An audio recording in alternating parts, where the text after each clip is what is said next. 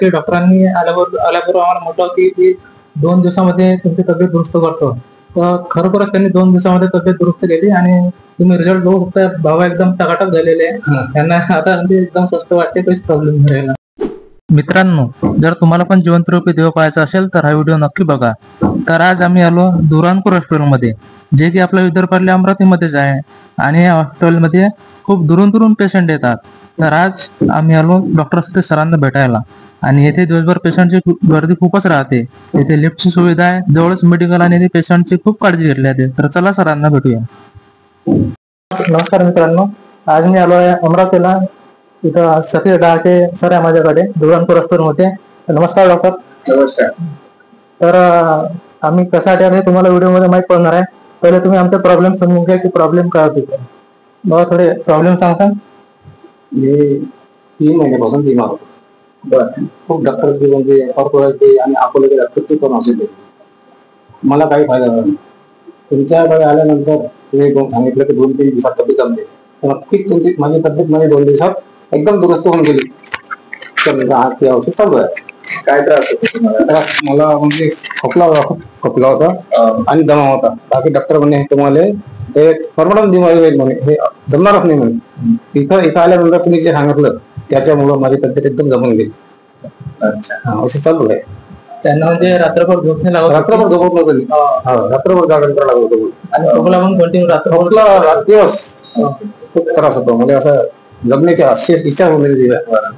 ते 2-3 पायऱ्या जरी चढले की त्यांना एकदम दम भरून यायचं. घरातल्या निकाल काय मला त्यांना बोलताना पण प्रॉब्लेम व्हायचा, एवढं बिमारी वाढली. तर काका माझ्याकडे आल्यानंतर आम्ही त्यांना चेकअप केल्यानंतर त्यांना सीओपीडी नावाचा आजार होता आणि सोबतच एक हायपर सेन्सिटिव्हिटी निमोनायटिस.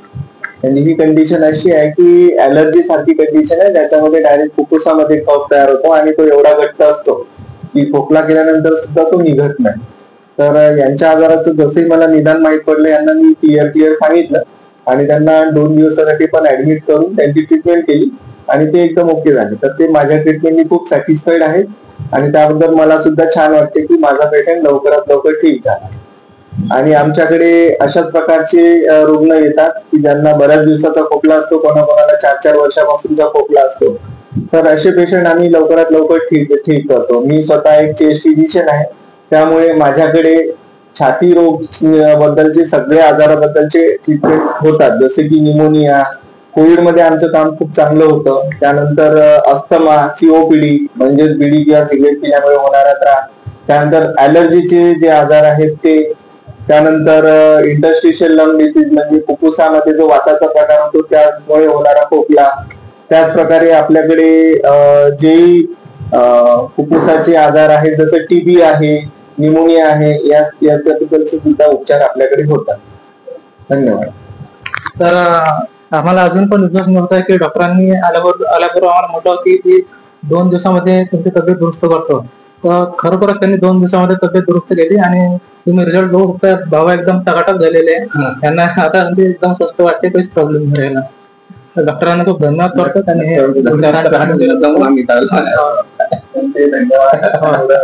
आम्ही म्हणजे 3 महिन्यापासून अकोला, परतवाडा, त्याच्यामध्ये गोतमारे हॉस्पिटल झाले आणि भन्साली हॉस्पिटल, अकोल्यामध्ये आयकॉन हॉस्पिटल, या सर्वांची ट्रीटमेंट घेतली आणि तिथे 4 दिवस ऍडमिट पण होते.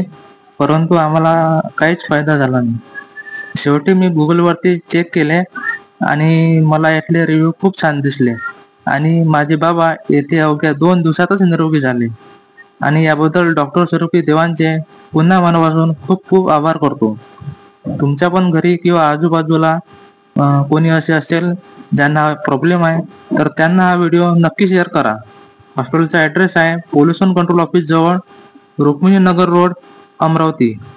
व्हिडिओ तुम्हाला आवडला तर लाईक करा, कमेंट करा आणि सर्व गरजू व्यक्तींना हा व्हिडिओ शेअर करा. भेटूया दुसऱ्या व्हिडिओमध्ये. तिथपर्यंत धन्यवाद. थँक्यू.